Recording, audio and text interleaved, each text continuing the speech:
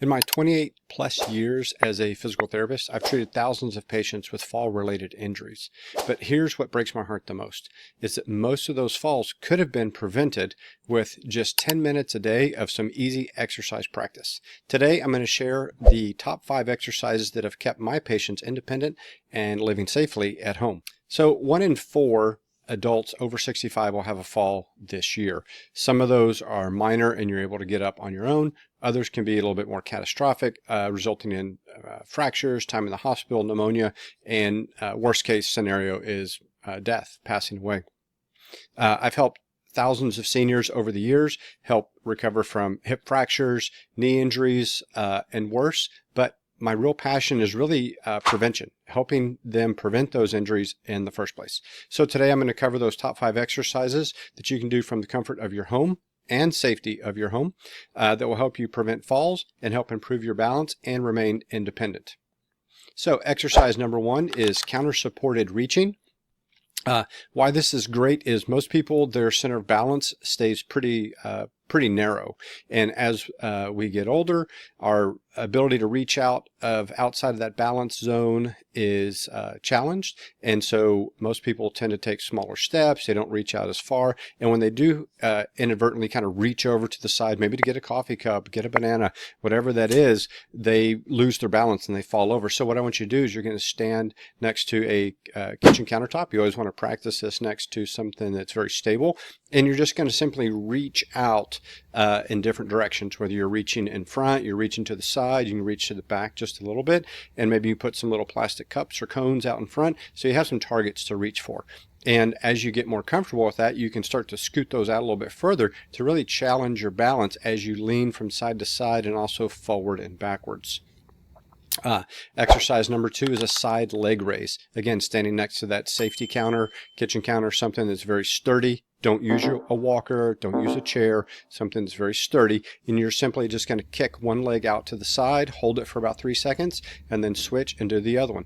Why that's important is because most people, when they get older, they lose a lot of strength in the hips. And the hips, I say, are your engines, right? So we need big, powerful V8 engines to help drive that locomotion and help with your balance and stability.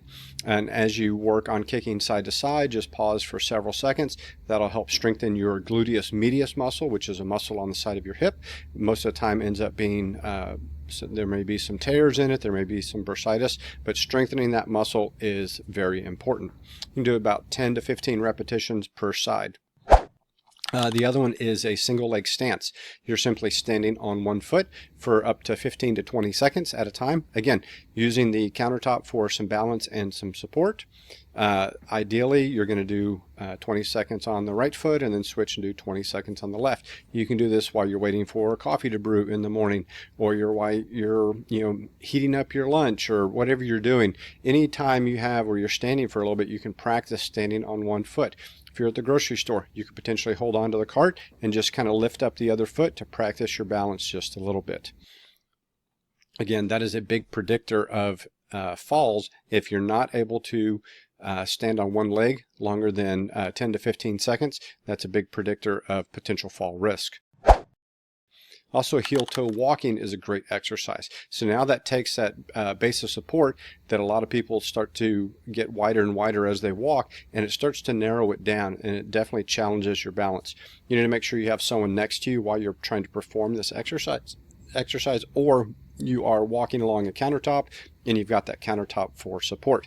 It helps with your dynamic mobility as well as working on that narrow base of support. The goal would be to walk about anywhere from 8 to 15 steps, depending on the length of your runway or your kitchen or wherever you're doing the exercise. Then you can practice walking backwards, and you can also practice doing some side steps as well. And the 5th and final exercise to help strengthen your quadriceps and also your gluteal muscles is a sit to stand exercise, also indicative of your potential fall risk. That's going to help improve your overall strength. Now the goal here is to be able to get out of a chair that's roughly 18 inches tall without the use of your hands. So you're using your strength in your legs and your glutes and your core muscles to be able to stand up and then sit back down. And in the clinic, we'll test this to see how many reps you can get within 30 seconds. So if you do this test and you practice it, in the comments below, comment how many reps you got.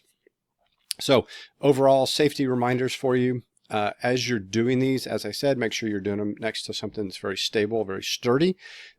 If you have a gait belt and you have someone there that is with you, consider putting the gait belt on. That way they have something to hold on to help you if you do start to lose your balance.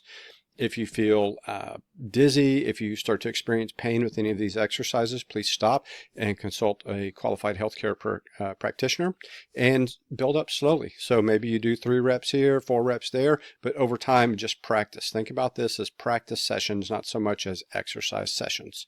Okay, so the goal to start off with, initially start with 3 times per week. You can build up to doing these on a daily basis, okay, because you're just practicing these exercises throughout the day.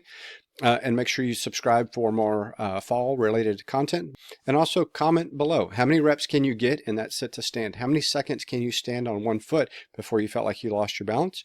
Or also just comment what exercise or which one seems to be the most challenge for you.